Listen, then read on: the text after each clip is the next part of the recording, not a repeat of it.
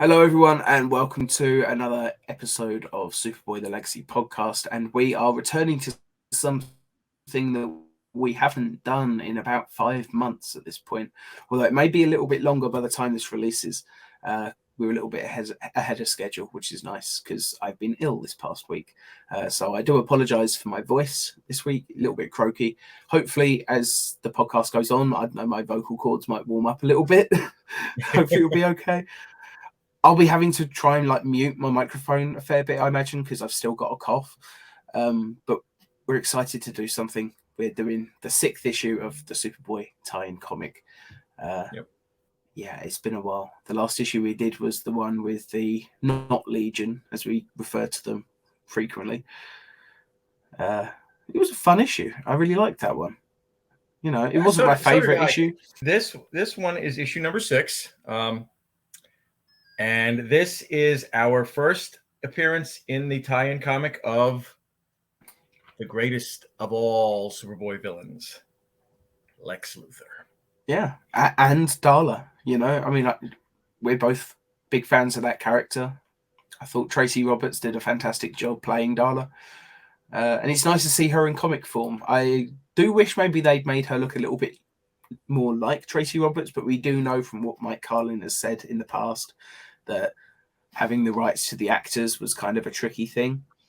So yeah, I get why they couldn't do it so much. And there's a nice shot later in this issue where it recaps like Lex's season 1 origin essentially, and there is a shot of a younger Luthor there. And I kind of wish they'd at least given him the same hairstyle as Scott Wells, but you know, it's close enough. But yeah, we'll talk about that when we actually reach it.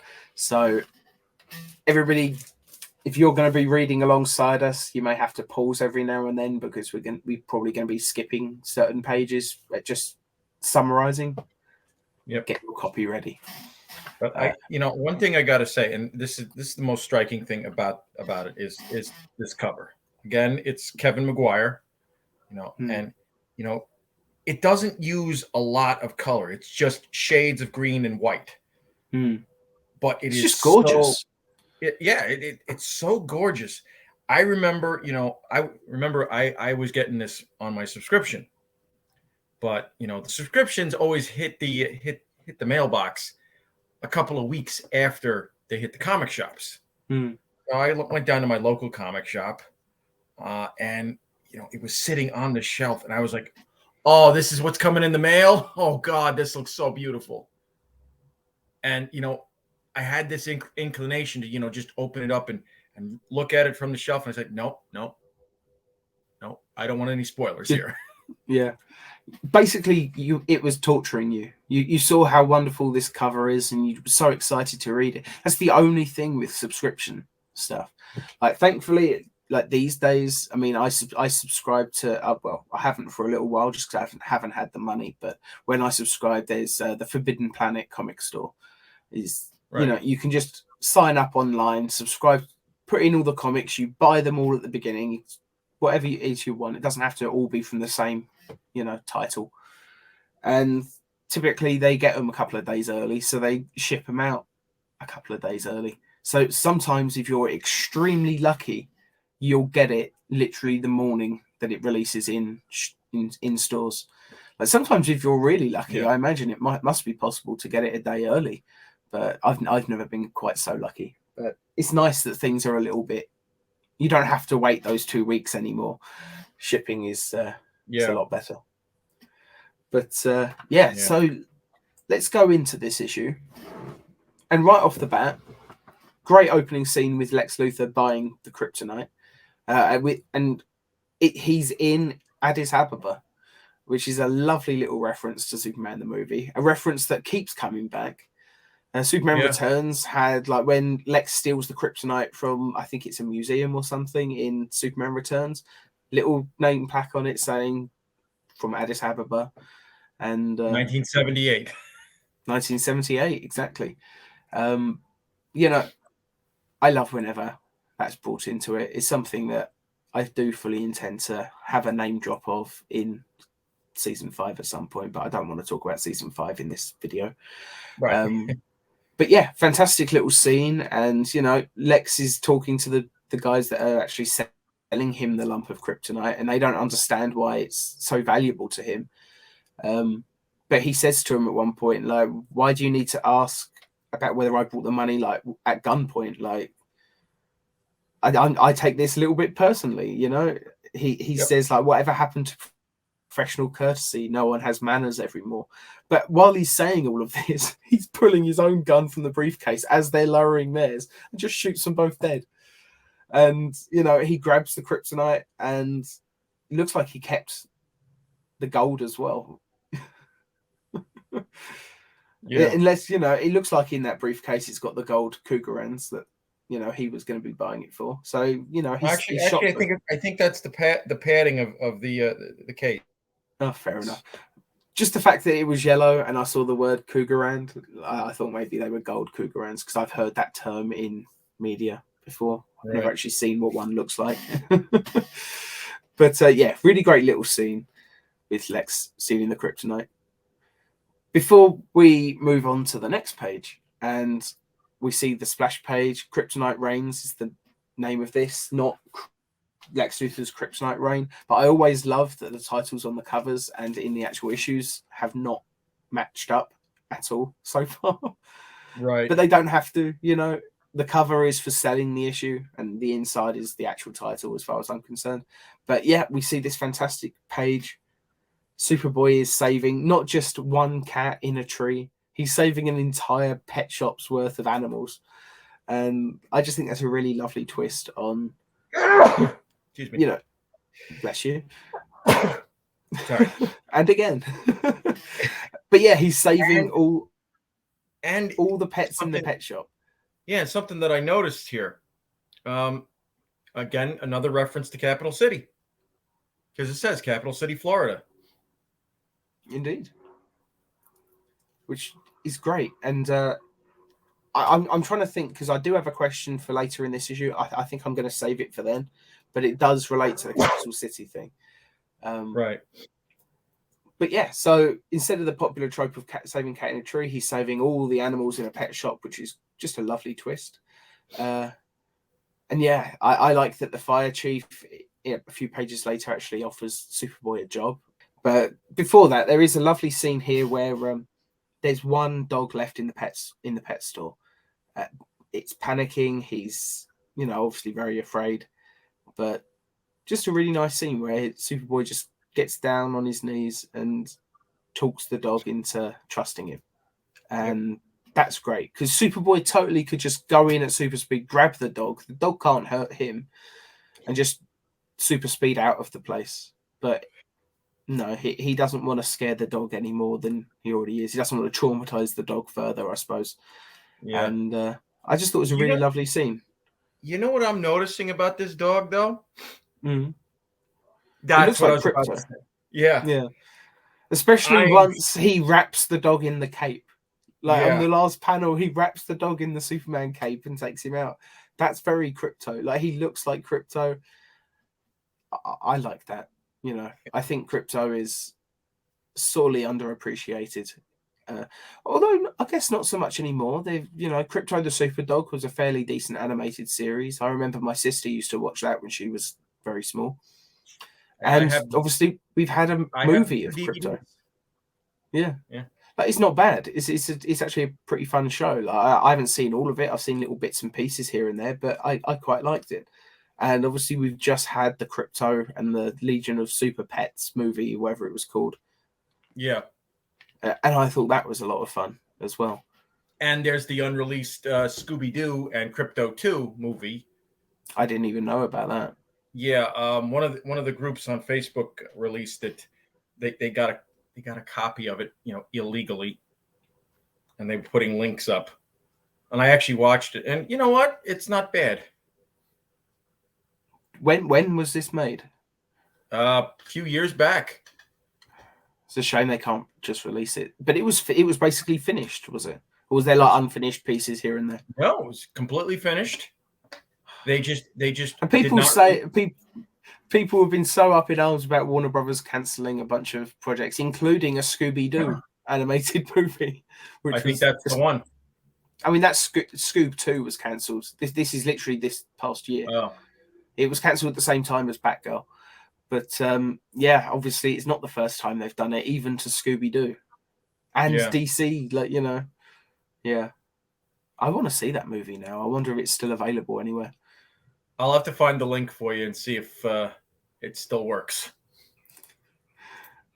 Anyway, so Superboy flies the last dog down, gives him to Lana, and Darla as the news anchor.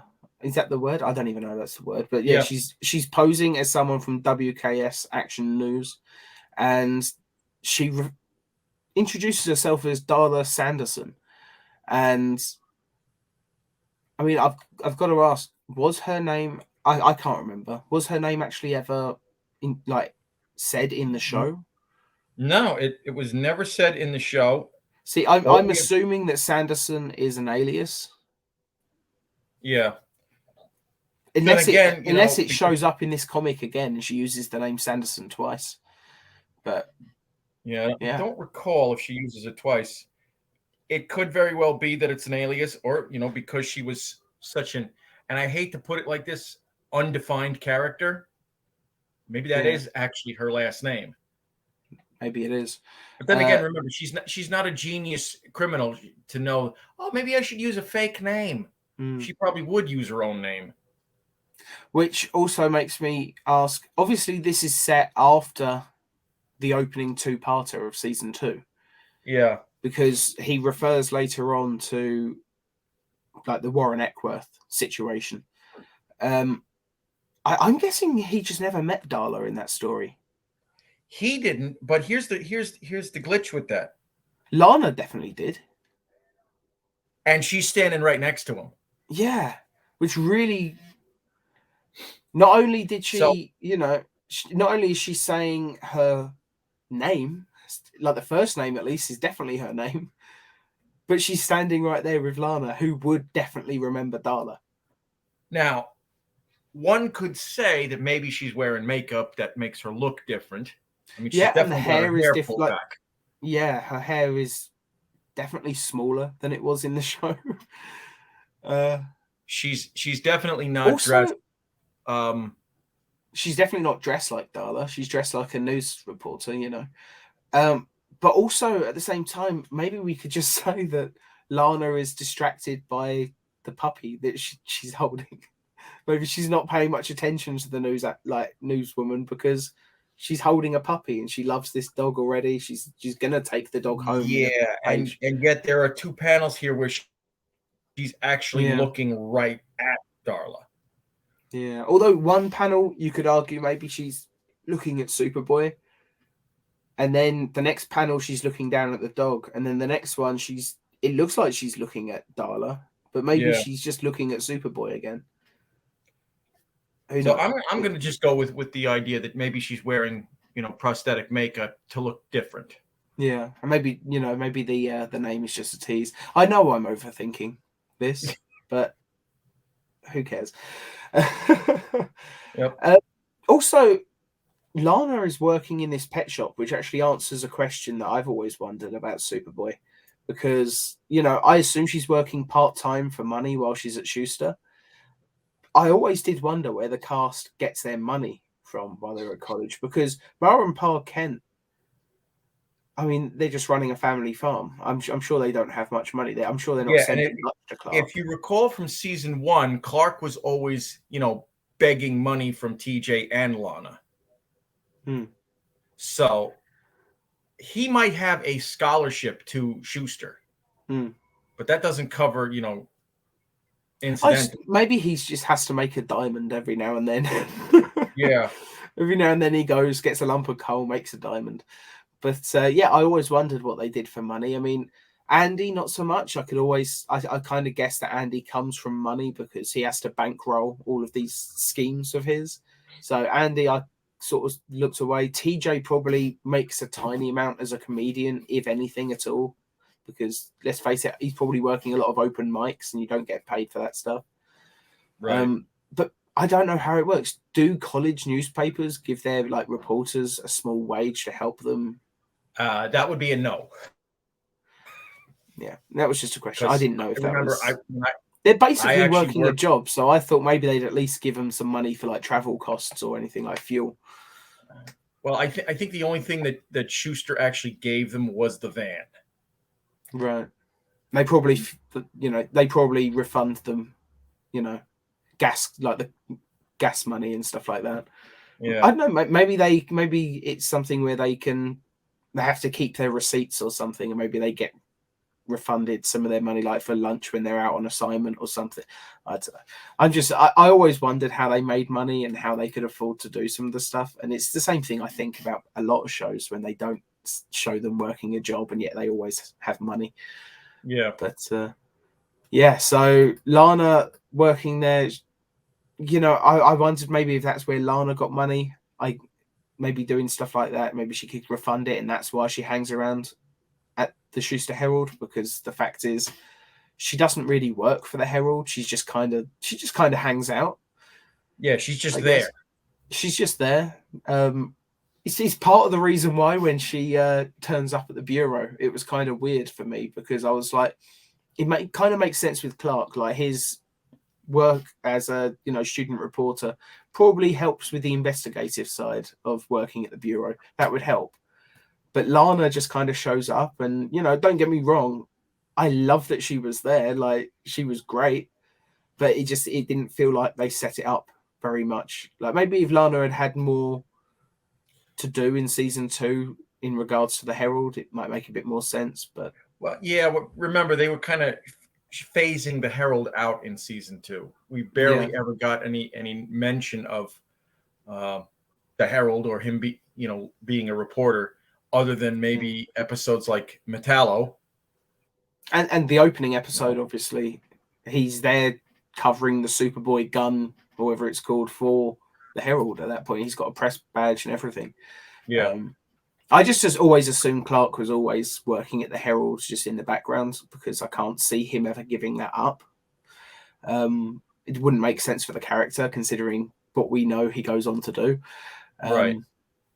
But yeah, weird tangent, I know. It's just, it's always something that's been interesting. And I like that this issue kind of gives an explanation for at least where Lana's money comes from. But anyway, let's move on. Clark is being interviewed by Darla, and he starts sweating. Well, Superboy is being interviewed, and he's sweating. And it looked to me on that first page that maybe he was nervous about giving an interview for some reason. And just for a minute, because I think I have read this issue before, but it must have been a very long time ago. I wondered for a second if the reason he was sweating and failing to get his words out was because he was genuinely nervous about giving an interview. And I thought for a second, I thought maybe it's like, oh, so he does get nervous as Superboy too, like, so it's not all a Clark Kent disguise pretending to be nervous. But no, right. in a page or two, like, I mean, we already know it's Darla, but then it's also revealed there's kryptonite in the microphone, which is interesting. It's amazing that Clark doesn't immediately work out that that's what it is, considering he does later in the issue think, I haven't felt this bad since Peterson and the kryptonite rock from Kryptonite Kills. There's a nice reference to that. But Lana's keeping the dog, which is nice. And in the scene where it's revealed there's the lump of kryptonite in the microphone, there's quite a nice scene with Lex and Darla in his, his secret lair, this super high-tech lair that he's got, which I'm sure he wished he had in the show. Considering some of his lairs are basically caves.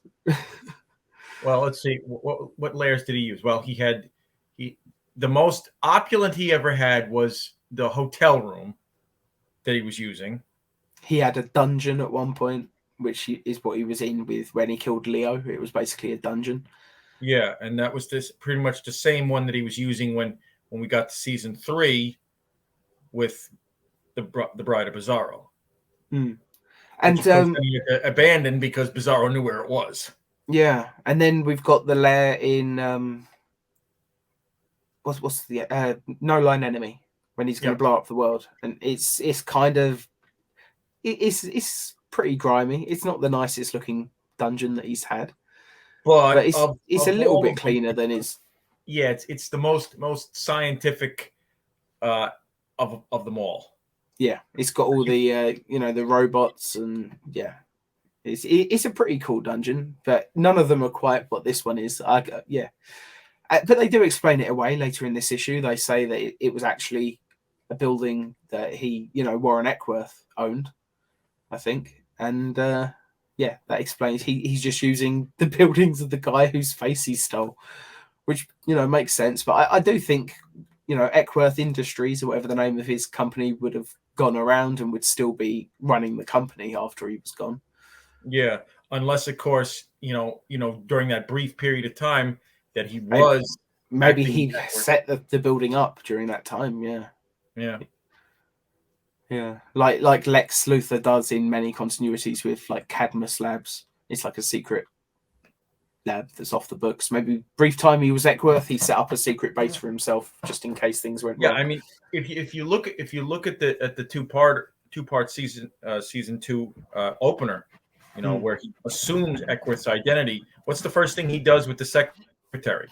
He has her draw up a check for whatever the amount was. He never really said, to the Lexor Corporation. So he basically embezzled funds from Eckworth Industries, which explains, I mean, going on, like Lex is mad scientist and stuff. Like he has a lot of different gadgets and schemes and all these inventions and stuff, which I love mad scientist Luthor, which is one of the reasons I think Sherman Howard's Luthor is so incredible. But that stuff costs a lot of money. So maybe that initial embezzlement from Eckworth's fund, maybe that was how he bankrolled all his future schemes. Yeah, I wouldn't be a bit surprised if given what we know about Lex from both season 1 and then season 4 with Know Thine Enemy, perhaps that money that he embezzled, he then put it into mutual funds, stocks, bonds under an assumed name. Let's say Joe Smith. This way, he could still access the money without getting arrested. And you know what, though? Lex is so sadistic, he probably just stuck it in Leo's bank account. Just, Leo, I'm transferring the funds to you.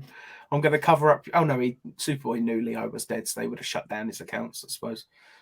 But I would have laughed if that was the reason he killed Leo more than anything. It's just so he could, use his bank account to transfer his funds when no one would look for it.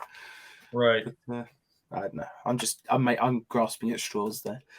But anyway, this scene with Lex and Darla, like Darla just asks the question immediately, like, why not just give Superboy the maximum dose and just kill him? And Lex gets really quite scary in this last panel. Like he's grabbing her by the face and stuff, and like she's like saying like he's hurting her. Really, just a great moment to set up just how threatening this version of Luthor is. And I don't know, it seems a little bit darker than we perhaps even could have gotten in the show. I imagine if you was actually to act that scene out, it would be maybe a little bit too dark for daytime television. Yeah. But I really like it. It sets up how threatening Luthor is. And on the next page, we see Luthor's basically invented something that can turn dogs crazy and rabid and also increase their strength by 10 times. It's interesting to know that this version of Luthor is so evil that animal cruelty he doesn't care. Well, and why would he? He's Lex Luthor, Well, we already knew that from the season 2 opener where he's talking about his sister and the puppy.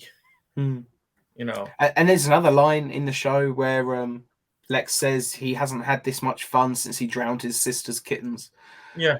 Like, it's perfectly in line with who this version of Luther is, and I think it's an interesting scheme. And you know, reading this, I wasn't sure exactly what he was going to do with it. I missed completely that the dog has a green collar, and of course, it's a kryptonite story. That green collar is kryptonite.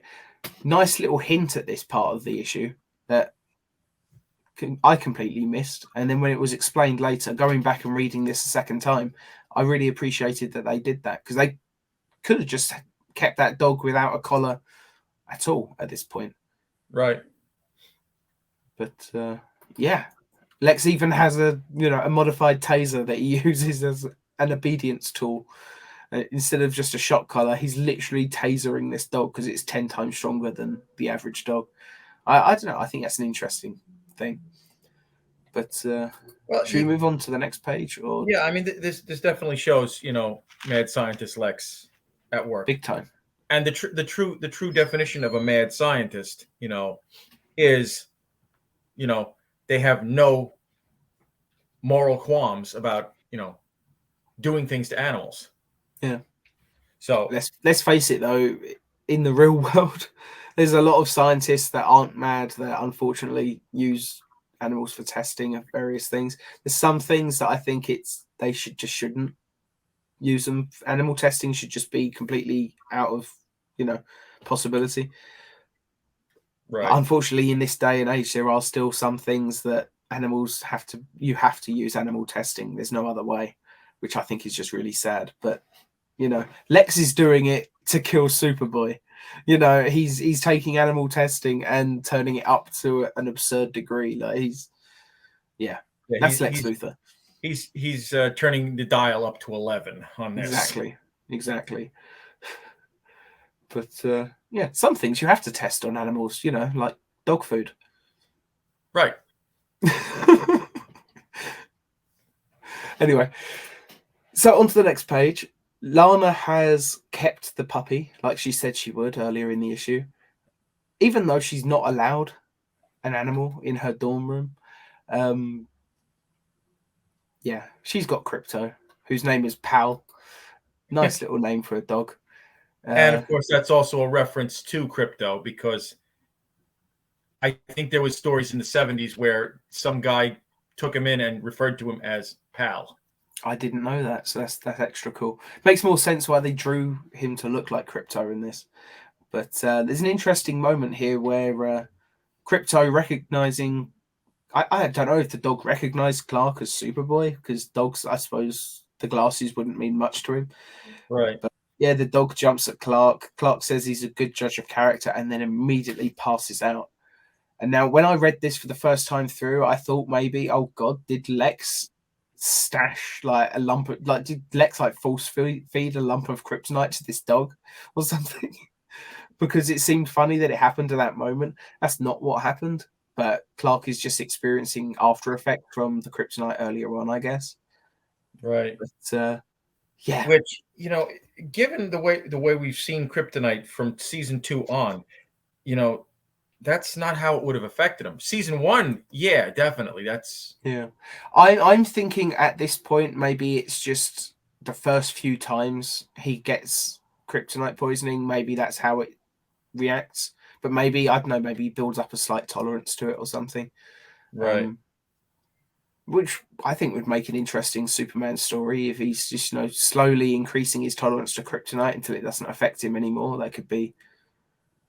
But then he would probably just be slowly poisoning himself. He thinks it's working, and then one day he just passes out and realizes, oh shit, I've killed myself. Right. But we go on to the next page, and they're in, they take Clark to the health center, and they're watching TV, and they see basically there's a bomb downtown. So Clark excuses himself, flies off to stop the bomb, and a cop gives him a gadget so he can track his way to the bomb's location. And he sees a briefcase, and he's just like, looks like this briefcase is what I'm after. And then a voice comes from a chair that's had its back turned to him and says, it's lead lined, so you can't be sure though, can you? Right. Luther spins round in the chair, and they just have this fantastic little exchange where Luther blows up the bomb and it's just like this tiny little boom that causes no real damage.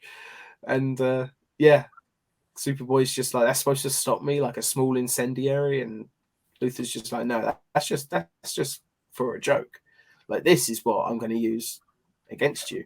And like reveals that the building's sprinkler system has had kryptonite diluted into it. And suddenly just liquid kryptonite is pouring from the ceiling. And he's now not even... we get our cover image. Now we get our cover image, and Luther even reveals at this point he's still playing with him at this point. The kryptonite coming from the ceiling isn't even strong enough to kill him. It's just strong enough to weaken him. So when Luther then shoots him with some sort of, I don't know, laser pistol by the look of it, he just wants it to hurt. Yeah. He shoots Superboy out of a window. He crashes to the ground. He's basically fine. But then Luther just flies off with a jetpack, and it's so Sherman Howard's Luther, this whole sequence. And I don't know, I think Sherman Howard would have absolutely killed it in this scene. I think he would have been phenomenal. I just think it's a great scene. With some great dialogue that's very Sherman Howard, like when it starts pouring from the ceiling. Like he refers to it as, he says, like, kryptonite, my boy, like that special Ethiopian blend that you love so much. Almost referring to it like it's coffee.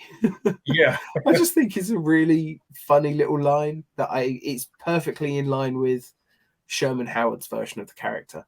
Or Howard Sherman. I know Howard Sherman is the name he goes by now.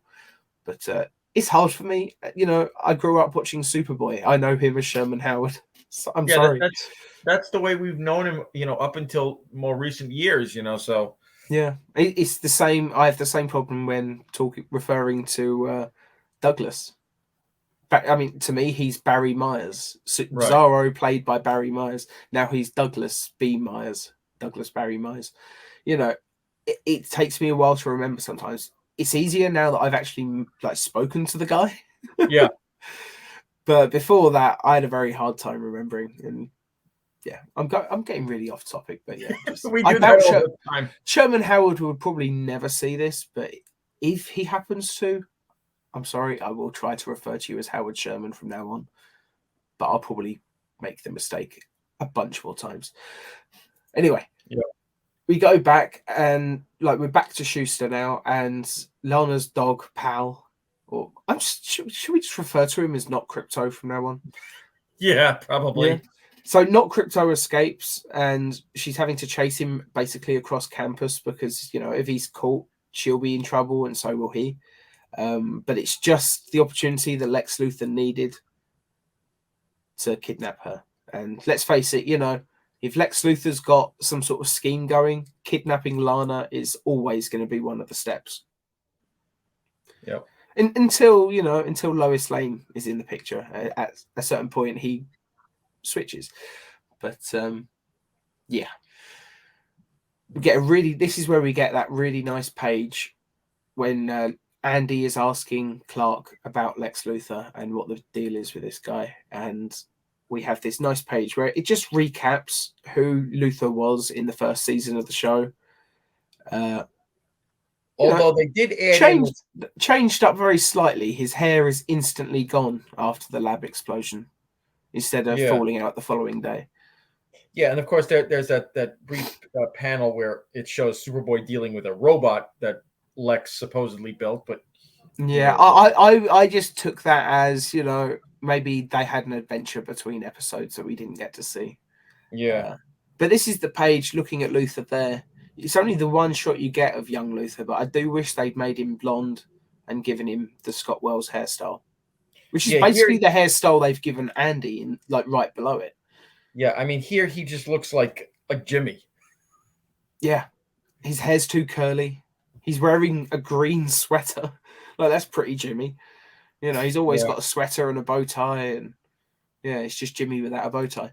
But if they'd given him Andy's hair, but even if they still kept his hair orange, it would have still looked slightly more like Scott Wells, because that's basically the hairstyle Scott Wells had.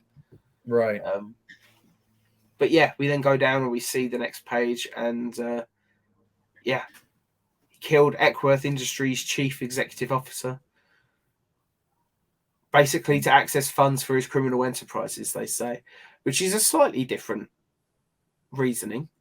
He pretty much took over Eckworth not just for the money. He did it because of the Superboy gun that he wanted to use to kill Superboy. And if Superboy had actually died, he fully intended to live the rest of his life as Warren Eckworth. I believe that. He would have corrupted Eckworth Industries, I'm sure, turned it into something very diabolical. But I always took it that he would have stayed as Eckworth, because otherwise, why would you settle on that one face? Yeah, but there's got to be another way to steal his money. Yeah. Although revealing himself to Lana, I mean, what if she escapes? I would just assume that he would have killed her after killing Superboy anyway. Yeah. Never know. Never know. Yeah. It's a shame we never got to see Scott Wells' Lex Luthor build a robot, but there we go. And the Eckworth Industries thing was never really brought up in the show again after the opening two-parter. Especially once we get to season 3 and we see Roads Not Taken, and for some reason the other Earth's Lexes also made themselves look like Warren Eckworth. Although we did come up with a nice little reason for that for Roads Not Taken Part 2. Yeah. I believe. Whereas, he wanted to, he had to change his face because the Sovereign knew what he looked like and he wanted to hide. Maybe he wanted to take over. Maybe Warren Eckworth worked for the Sovereign and he wanted to infiltrate, There's a ton of reasons why that could happen. Less so in Road to Hell. Yeah. Although one could assume in Road to Hell, where it's the child Superboy, maybe all of that still occurred, but since he was more of a weakling, as it was personality wise, maybe the reason why he did it is because, and you saw Darla was the alpha in the relationship. Maybe Darla made him be the one to change her face. Maybe she didn't want to be the one to change her face, so she made him do it so that they could get hold of Eckworth's money, which is probably how they're funding. They're basically traveling around looking for this flying boy in the jungle, and it's it costs money. Yeah, and he never referred to himself as Lex Luthor when he talked to the police, so maybe he's still using Eckworth's identity. Maybe, you don't know. All interesting stuff. I hope people watching this review aren't too mad that we are talking a lot about the show as well. But I think when you're talking about the tie-in comic for the show, this is stuff that we find interesting when reading this tie-in comic series. We like thinking about how it relates to the show itself. Right. Hopefully you do too. But as we move on, Superboy's closing in on Luthor, and again, as I said earlier about Superboy, I guess never met Darla in the season 2 opener. He sends Darla away again here, so Superboy doesn't even meet Darla in this issue. Yeah. So he doesn't actually meet her until Superboy's deadly touch. Yeah, which is obviously with the nuns. He would remember after that, I imagine. But it's just, I wonder when this issue came out, because they're already talking about Capital City, and we know, as Mike Cullen said to us, in the comments, we know that they already, Capital City hadn't been mentioned or conceptualized in the show. They just wanted a city that they could establish and maybe bring in later if needed, which I thought was a really smart thing to do. It's just a great idea to set stuff up like that. And I believe you said to me that Capital City had a mention in season 2 somewhere, but I forget where it was, unless I'm remembering wrong. I could very well be. I've not gotten much sleep last night. Yeah. But he sends Darla out, so Superboy doesn't meet Darla again in this issue either. So I guess this issue must have come out before he met Darla in the show, or at the very least, it's set before he met, before Superboy's deadly touch. Let me see what the date on this is. see. Let's see. 1990. July 1990. All right, so we're definitely into season 2 when this came out. Yeah, I think this issue must have just been set before.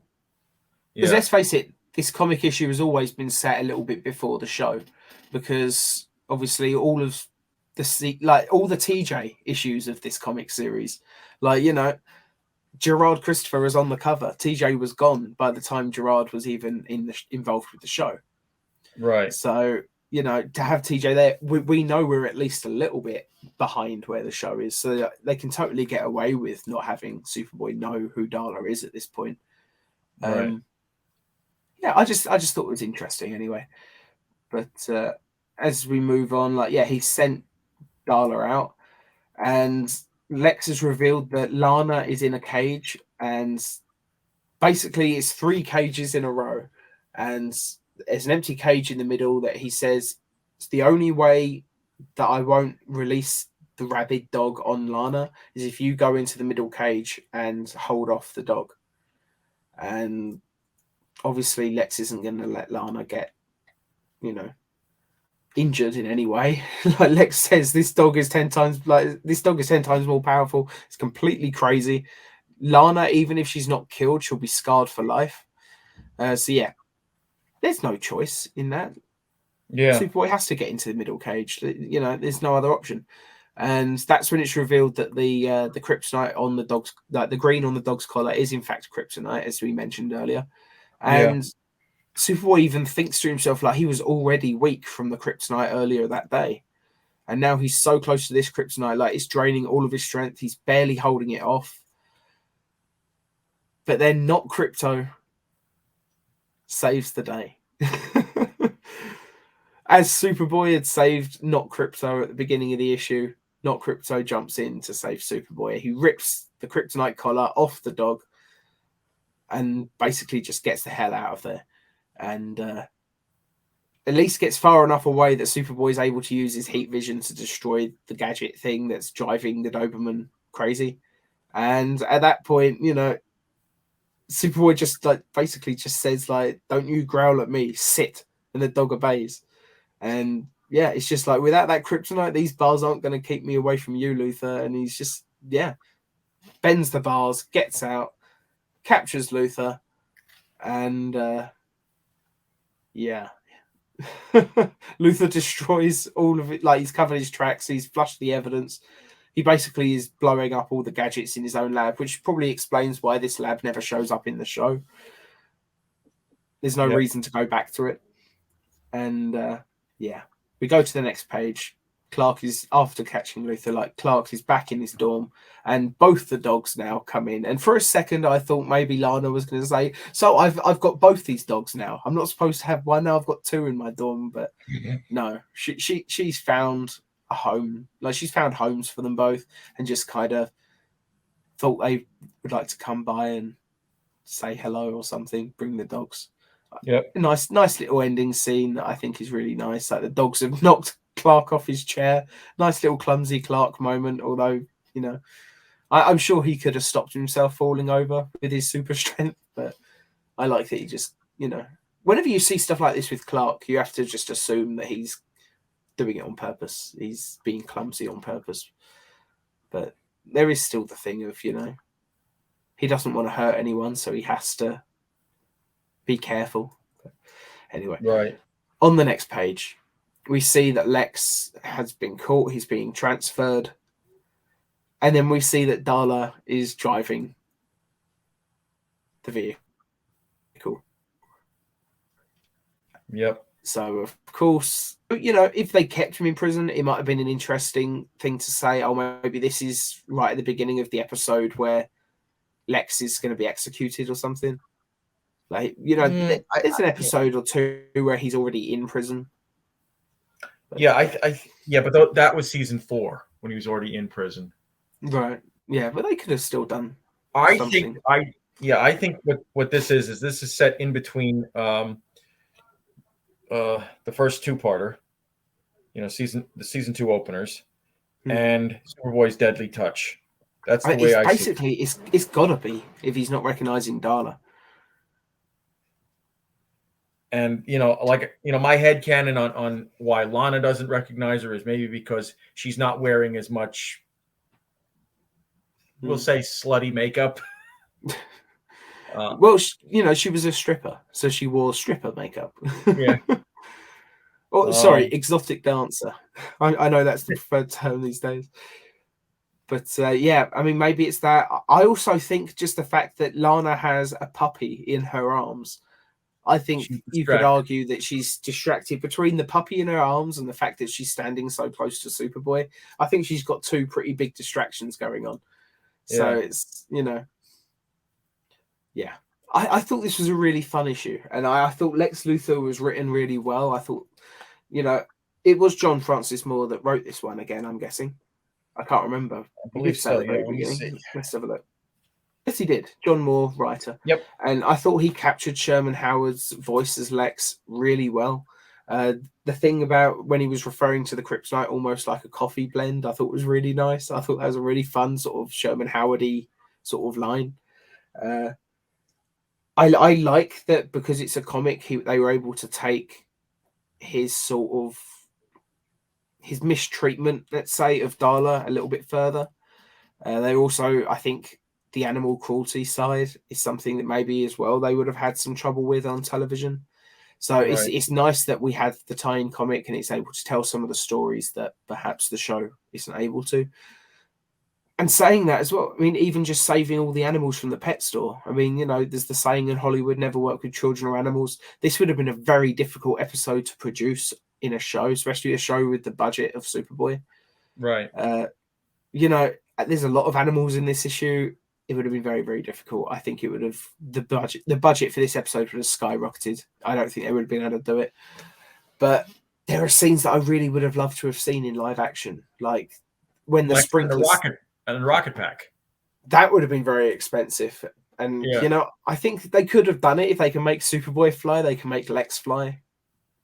But at the same time as well, even things like the kryptonite in the sprinkler system, as all that green is pouring from the top, they probably could have just done it with a regular sprinkler system and just, I don't know, put a green light on it or something. Or just, color graded it so the whole the whole frame turns green in that scene. Would have been fine. Like they probably could have done that a little bit cheaper. And that is a sequence that I would love to hear hear and see Sherman Howard perform. But yeah. That's the thing with this comic issue, this comic series. I absolutely love it because it's able to give us stories set within the show that I love that go beyond the budget that the show was capable of. Yeah, I mean, it tells the stories, it's like doing an animated movie, You can do things in animation that you can't do in live action most of the time. Yeah, just for budget, Look at Star Trek, the animated series.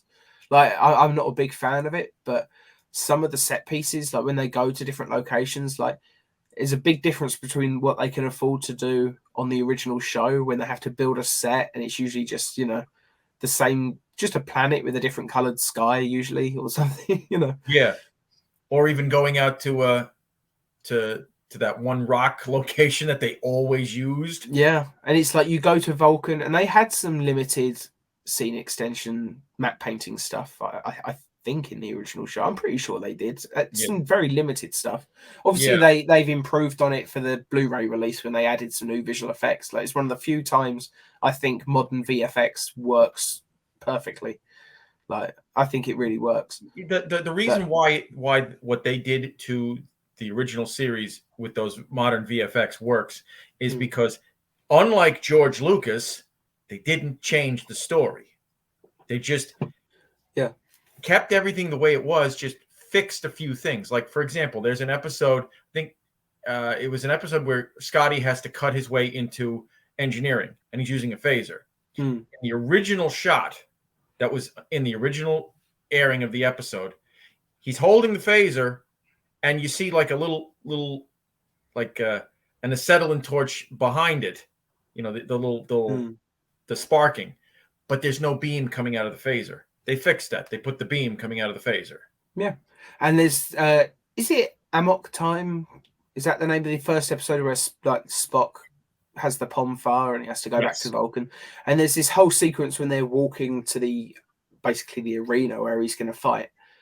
And, you know, the Blu-ray for that, they extended it with the scene extensions, and it looks more like Vulcan would look later on in the series, like more like it would look in, you know, some of the TOS movies, for example.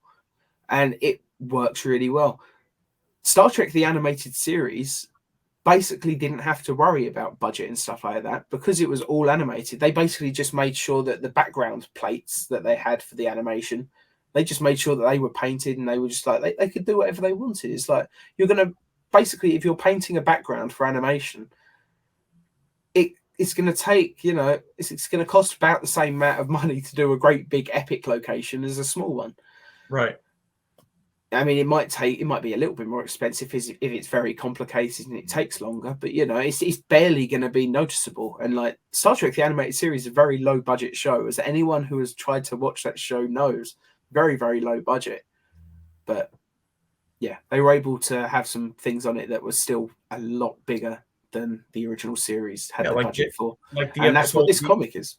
Yeah, like the episode The Eye of the Beholder. You know, I mean, they're in an alien zoo, and the creatures that run the zoo are these gigantic, I guess, amoeba slug-like things. They couldn't have done that in live action. No chance at all for that. You know, it's just one of those things. And this comic, that's why I love this comic series, because it's able to give us stuff that the Superboy show just didn't have the budget to do. You know, if you were to, you know, adjust the budget for inflation and you were to try and make a superhero show on this sort of budget now, I'm not sure. I assume it would still be less than what some of the Arrowverse shows get as a budget. Like, you know, that. And at the same time, I think they could do some of this stuff today on the budget they had back then, assuming it was adjusted for inflation, like I say. But that's only because the technology for visual effects has improved so much. Like, it would have taken not just double, like 2 or 3 times the budget to do this as a live action episode back then, but they would have needed a few jumps in visual effects. So it's, you know. Yeah. I mean, you know, if you want to look at the whole Kryptonite rain sequence, you know, when he's in the office building, that can be done on the cheap. That can be done very cheaply. All you need is to have a sprinkler system that you put a little green dye in. You don't even have to do that. Just make it so all the lighting in the scene is using green light bulbs. As soon as it starts coming down, just make the whole room turn green. Well, you know, there is a little problem with that. I mean, if we're going according to the way it looks on the cover, that works. But if you look in the actual sequence, Lex is holding the umbrella and he's not green. True. Maybe they could just put a green filter over the whole scene instead of just a little bit of a smudgy green glow on a chunk of kryptonite. Just do it over the whole frame and just have one part where Lex is under the umbrella that isn't green. You can do that so easily with the visual effects they had back then. Yeah. Very, very easily. So it's, you know, there were definitely ways they could have done that sequence, but, you know, the fire at the pet store at the very beginning in the issue, definitely not. Working just with animals in general, that would have thrown the budget up because, you know, animals are very difficult to train to act on film. Right. It would have been very tough. Yeah, as you said, you know, don't work with children and animals. But you go back to like the last issue, go back to issue 5. Like you got the whole Legion sequence. There's the whole thing where they're having the race flying around. They probably could have done a version of that back then, but they would have had to cut a lot of corners. There would have been nowhere near as interesting like camera angles. You wouldn't have been able to have them fly between like trucks on a highway and almost cause a crash, all that stuff. And they probably have to set it. To make it work, they'd probably have to set it at night. Yeah. You know, which flying at night doesn't look as good, especially when you have a bright blue and red costume that you want to show off. There's some night flying shots in Superboy in the 3rd and 4th season where I think it works well enough. But the problem is where the way that it's composited a lot of the time, you would have like almost like a white line around Superboy as he would be flying at night. You could see the edge where they've chroma keyed him out. And some of the day shots, it's a black line. So, they never quite got the chroma keying right on Superboy. Lois and Clark did it a little bit better, which is the only thing they did better in regards to the flying. But yeah, it would have been very tough to actually get it to be as good. It works better in the comic, is I guess what I'm saying. Yeah. And that's just why we appreciate this series of tie-in comics. We appreciate the fact that we got them at all. Like we've said before, Lois and Clark never got a tie-in comic, and I wish that it had. I'd be collecting that one as well. It's a weird thing that Superboy got a tie-in and Lois and Clark never did, considering Lois and Clark is supposedly the more popular show. Yeah, it's just a bit strange. They had tie-in novels. Apparently, there was a romance novel that was a tie-in Lois and Clark thing. I think there was like 2 or 3, maybe 4 tie-in novels. Yeah, but I don't know anyone. I think I have one of them. I think it's called Heat. Yeah, but I don't know anyone that really reads tie-in novels for superhero stuff. Like if it's just a straight up novel, I'll read it. Okay, but I would much rather read a comic book of Superman than a novel. I've got one Superman novel, and it's one that came out a few years ago. I forget what it's called, but it was a few years ago. It's Clark is set in college, and there's like some it's like while Clark is at Smallville High, and it was an okay story. It was very much a story about Clark defending immigrants who were being targeted by Nazi type people. Right. It was an okay story. It was fine. I can't say that it was really something that I would say needed to be a novel. I think it would have been a much better comic. Yeah. But yeah. If you want to read a good set of novels that are Superman related. They have recently been re-released on Amazon. These were from back in the 80s. Right. It's Last Son of Krypton and Miracle Monday. Right. Both written by Elliot S. Maggin. Yeah, I know. I knew the first one was. I didn't know. Yeah, he wrote 2 of them. They came out in the 80s, kind of as a tie-in to Superman 2. Yeah. And did he ever adapt them into a comic though? I could have sworn that he did. No, they've never been adapted into a comic. They should do that. Mike Carlin, you've still got Paul at DC. Get them to adapt this stuff into a mini series or something, or an animated movie. Even better, we love your animated DC movies. That's one I literally got this week. I saw it in a charity shop for £1. So I was like, how can I not buy that? That is such a great movie. Yeah, Crisis on Two Earths, and it's one that I've not actually seen before. I've seen most of the DC animated movies, but for some reason, this is just one that I never did. You're gonna love it. There's a lot of humor in it, and it's 2 discs. It's got a load of bonus features, and I love my bonus features. Oh, no question. And if it has the Spectre showcase short on it, it does. You're gonna love that. It's on the cover even. That's a great animated short.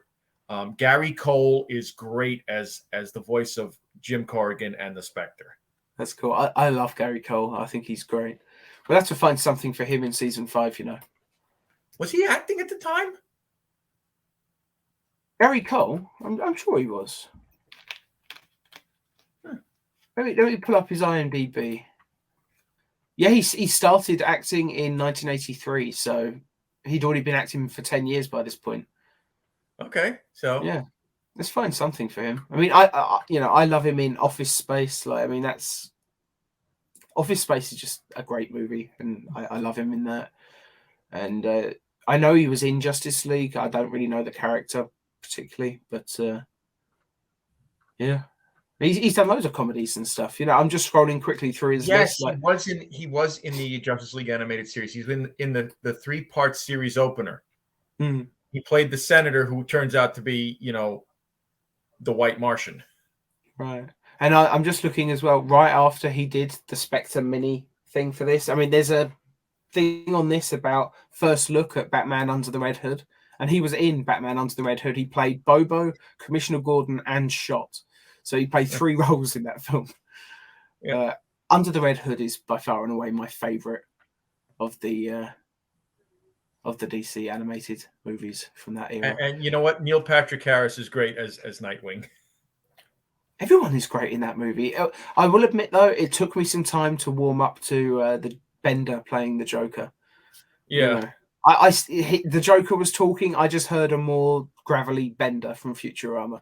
Like, it took me a long time to be able to take that version of the Joker seriously. I still think they should have just replaced him with Mark Hamill. Like, no offense to the actor, but I think Mark Hamill really only wanted to ever play the Joker if he was playing it with Kevin Conroy. And that's that's why he recently stated, when Kevin passed away, he's not going to play it again. Yeah, he's retired. But then again, they said they were retired before that, and and I thought Bruce Greenwood was fantastic as Batman in that. Yeah, I mean, just listening to the documentary when he talks about what he wanted, what he tried to do when he was making the voice. He said, I was trying to find this level of smokiness for the voice to make it believable, and it completely worked. I think looking at the year that this came out, I'm guessing because Bruce Greenwood had kind of his career had a bit of a revival right after the first J.J. Abrams Star Trek came out, because he was just so good. Everybody loved him as Captain Pike, and I still do. I think he's fantastic as Pike, but yeah, Bruce Greenwood started showing up in a lot of stuff right after that, and I thought he was a really fantastic Batman. And you mentioned he voiced the Spectre. According to the credits for Batman Shazam Return of Black Adam, which is a great short. I wish it was a full feature length, special on one of these DVDs, because it was great. But apparently he's the Spectre in that as well. I don't remember the Spectre being in that story. What that is that box, that DVD, it has the half an hour, Superman Shazam, and then it has all the other showcase shorts. Right, so it's just listing. That's just the credit from the earlier thing that he'd done. That's fair enough. Yeah, but I think there's some really great stuff in that animated stuff. I know now we're just literally just paying compliments to Mike Carlin. Yeah, we're buttering him up. We're buttering him up. Like, we've had some questions in this issue, maybe even stuff that was never written. I'd love your opinion on certain things, like the Darla timeline. Yeah, and even why is it that Lana doesn't recognize her? I mean, is it that I assume it's just an oversight, but it's we have we as geeks, we have to have headcanon around this. Yeah, because we know Lana met Darla during, Superboy. Is it? I forget what it's even called. Superboy, Rest in Peace. No, that was the one where they were, doing. What was the two-parter? The opening season 2 two-parter called? Let me find out. Hang on. There's an easy way for me to do that. There's a page on Wikipedia that has. It's got a name that's It's got a name that's similar to Superboy Rest in Peace, if I remember right. Oh, I found it. It wasn't Superboy Rest in Peace. It was Lex Luthor Sentenced to Death. Okay. And with this ring IV kill. But yeah, in that episode, obviously, Lana and Darla definitely interact. So I'm assuming it's just a bit of an oversight with this. Yeah. Then again, it's easy enough to just explain it away as she's more preoccupied with the dog. Yeah. Although it still could be a situation that, your makeup idea could be right. She's got a completely different hairstyle, different makeup. In the DC universe, a pair of glasses can change someone's entire face, apparently. So disguises don't need to work quite as well. Yeah, and that's a joke that they play up in the Scooby-Doo and Crypto 2. Yeah, I need to watch that at some point. I'm glad it actually leaked at some point. I'm hoping Batgirl leaks one day because I was really excited for that movie. Like I want to see Brendan Fraser as Firefly for Christ's sake. But Yeah, I mean, yeah, to do that to him, I mean, he's just had his career resurgence, and then they take a movie away where he could have been lauded for his portrayal. Even if the movie's not great, I mean, Brendan Fraser is one of those actors that always puts in 100%. So his performance would be good. Yeah, and we both know that there was something even more important to that movie.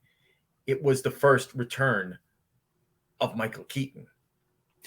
Technically, The Flash was supposed to have come out first. This was after The Flash. Apparently, Michael Keaton was going to be left as the primary Batman in the DCEU, and Batgirl was the next story after that. But I mean, I want to see more Michael Keaton. Apparently, Keaton is fantastic in the Flash movie. Like, if you believe test screenings and stuff, like apparently it's a really good movie, and apparently Michael Keaton is really good in it. Which is probably why they kept him around. Yeah, Keaton doesn't do a bad job. No, in anything that he does, comedy, drama. If Michael Keaton is ever a bad Batman, it's because the writing let him down. It's Michael Keaton at this point, he knows the character well enough that it's not going to be on him; it will be the script. But I fully believe if Michael Keaton was given a Batman script that he didn't believe in, I'm sure he would just say no. Yeah, and plus the fact that we know Keaton, the kind of actor he is. He could take a shit script and make it gold. Yeah, I wish that he had for Batman Forever. I still want to see the director's cut of Batman Forever because apparently it's a lot darker, a lot more psychological. Apparently the story makes a lot more sense. There's some fan edits that try to put it back together, and at some point I'm sure I'll see one of those. But yeah, I like Val Kilmer as Batman. As we've talked about before, it's just the age gap between him and Chris O'Donnell was just too close. Yeah, Keaton, it would have worked fine because Keaton by that point would have been a fair bit older, and he looked a fair bit older. And he was losing his hair after all, so you could tell he was looking older from film to film. It would have made more sense for Chris O'Donnell. And even though Clooney did a bad job, I wouldn't be against seeing Clooney return. I think with a better script and director, Clooney could be a pretty decent Batman. Yeah, but the age gap between him and O'Donnell was better. Yeah, he was already, he had grey hair and all that by this point. George Clooney was, he had grey hair in his 30s, and I think that's one of the reasons a lot of women liked him so much back then as well, because he looked like a mature man, I guess. But if Clooney had got the role in Batman Forever, I think he probably would have even done a better job with Batman and Robin, because he would have had a whole film to sort of see how to play the part. Right. I think he relied on the script and just assumed the script would be enough, and it wasn't.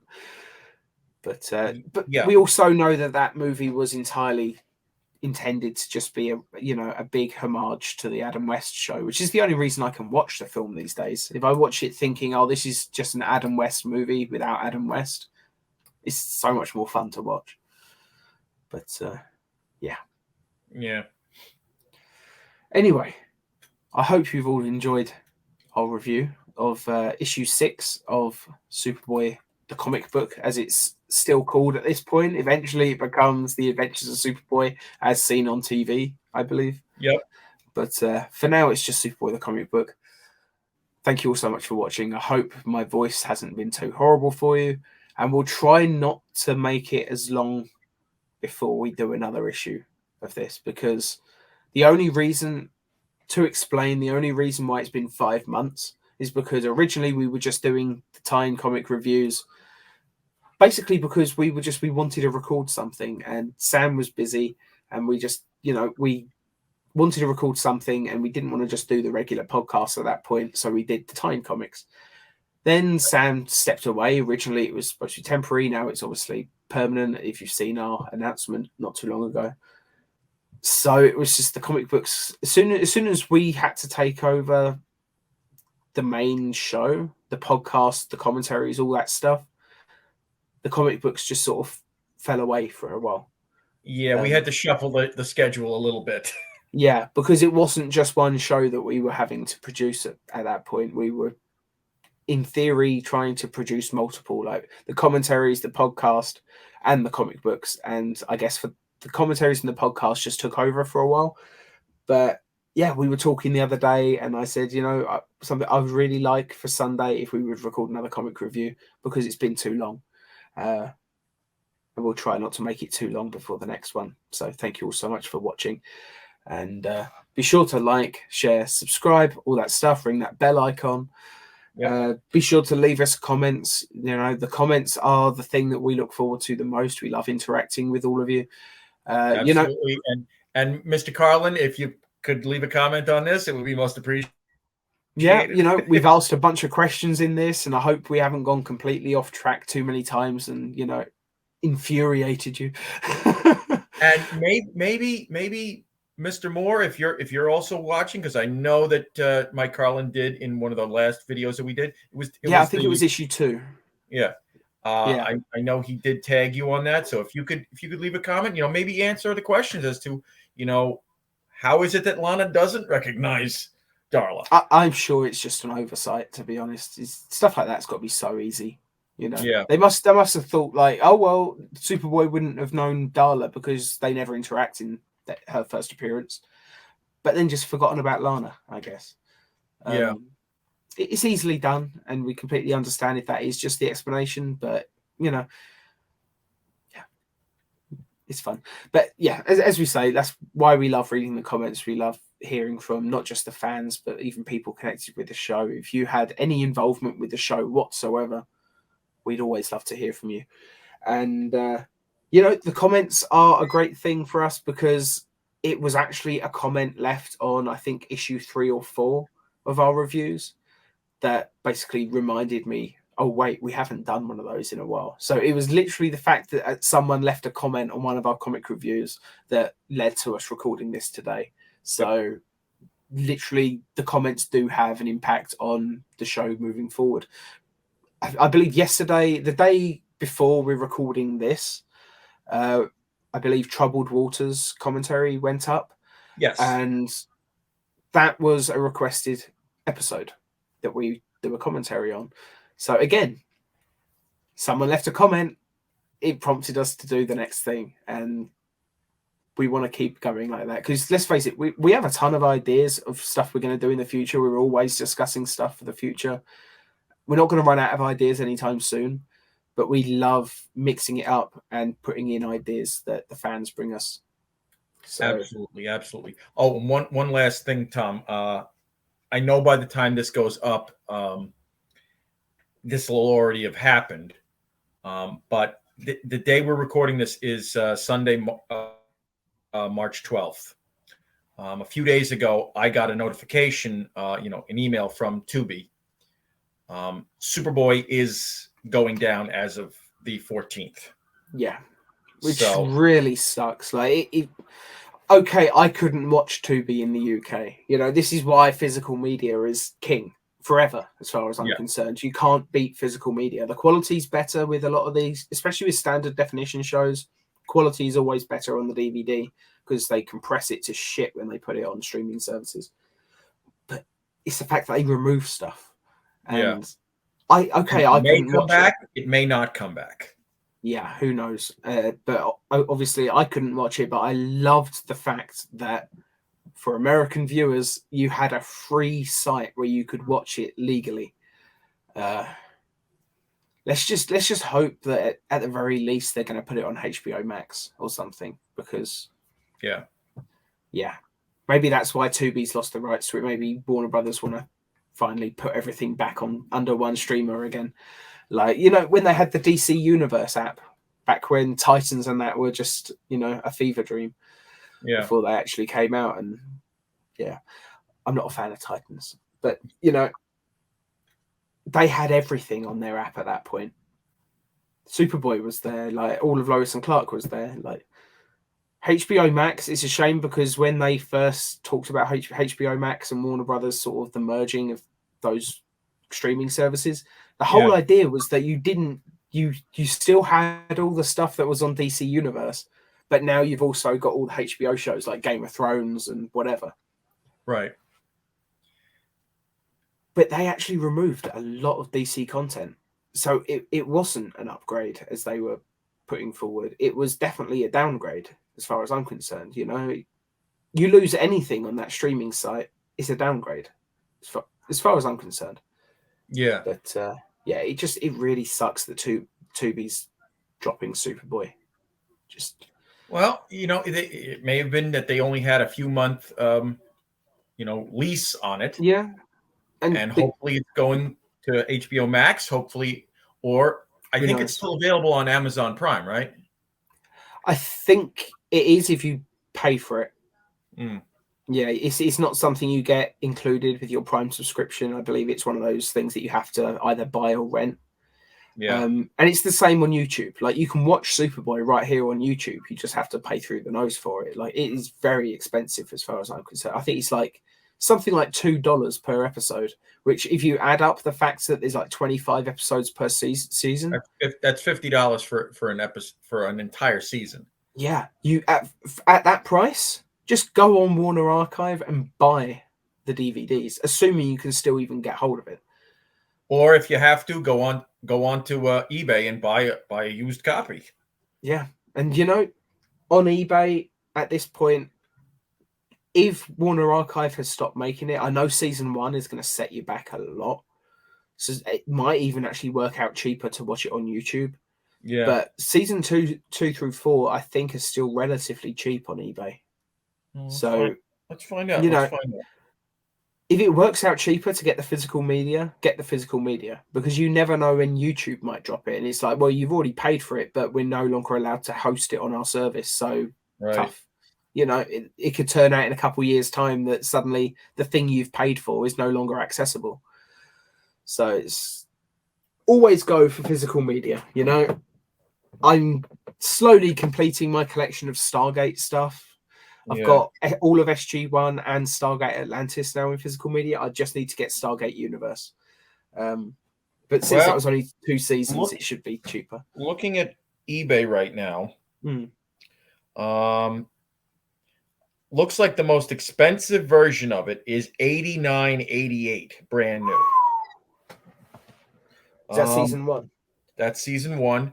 There's a pre-owned version for $11. That's not bad.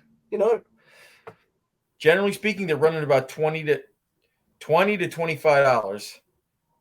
There's a few that are more, but they're coming with extras. Like there's one that's coming with Supergirl as well. Oh, that's interesting. Oh, here's another one that's really expensive: $119.99, brand new. And that's season 1. Yeah. Yeah, season 1 across the board is always more expensive. But seasons 2 through 4, I'm guessing, are a bit cheaper, are they? Let's see. Are they the ones that are around 25? Oh, no, that was just season 1 I was looking at. Oh, right. Okay. Oh, season 2, brand new, 29, so $30. That's about $5 more expensive than I paid for it, but that was a couple of years ago now. Yeah. Season 3, $22.48, brand new. That's not bad. Season 4, probably the unsigned version, $22.88. Here's a season 2 that's $27. Let's see. Well, there's a season 3 here. The discs are mint condition, but the case is cracked. $14. I couldn't care less about the case. I don't know about you. I mean, I've got plenty of DVDs that I don't even watch anymore that I would happily just take the disc out, throw it away, and replace the case. You know, the case doesn't bother me. As long as the discs work, I'm happy. Here's another copy of season 2 that's $20. So yeah, season 1. Season 1's going to set you back. It might. Most of them though are fairly reasonable. Yeah, and people that have been watching us for a long time may remember about a year and a half ago. I remember I thanked Sam because he sent me season 1 on DVD because it was just ridiculously expensive to get it in the UK. I don't think it actually had a UK release. So the only way to get it here was to import it, and it was looking like it was going to set me back like $150, like, because it was the same sort of prices that you're looking at now. Yeah. And like also postage. And yeah, Sam had about 5 copies of it, and he just said, "Oh, I'll send you one, don't worry." And I said, "Well, I'll tell you what, send me the one where the case is in the worst condition out of all the ones you've got. I'm not bothered about the quality of the case. So just send me one that's as least mint condition as you've got." And that's what he did. So I've got a copy of season 1 that he sent me, and I'll always be grateful for him for that. Yeah, just like I'm grateful to you for sending me the tie-in comics that I was missing. You know, not all of them, obviously, because you just sent me the ones you had the doubles of. But I appreciated you sending me the doubles. Yeah, that pretty much filled out most of what you needed. You just needed, like, what was it, 5 or 6 more? I think it was only about 4. I think it was literally like 4 more that I needed. And, you know, that didn't take me long to complete. The thing is, I was collecting them all in order. And at a certain point, I reached, I think, issue 4 or 5. And it was about 2 years. And I used to check on eBay, like, literally every couple of weeks. I would go on and just see if there was...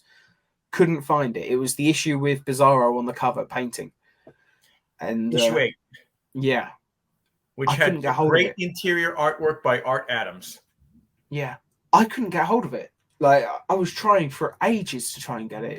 It was just one of those issues that for some reason just couldn't get hold of. But it's probably because Douglas has like a stack of them in his closet. Does he really? I'm just making. I'd laugh if he does, because I'll tell you what though, that would be a fucking epic thing to sign at a convention.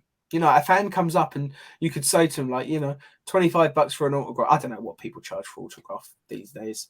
It could be, you know, usual $20 for an autograph, or for $75, I'll sign this. And I'd be like, I want you to sign that. That's seriously, Douglas, if you plan to go on any more conventions, get as many copies of the tie-in comic with Bizarro on the cover as you can and sign those, because I tell you, Superboy fans like us would absolutely love something like that. So you'll probably end up making some fans' day, even if you took one to each convention and just gave it to your favorite fan that you've met that day. You know, I think it's just a lovely thing to do. But thank you all so much for watching again. We had another tangent at the end, but what can I say? We love Superboy. We love talking about Superboy. You know, don't get us started. We'll just keep going.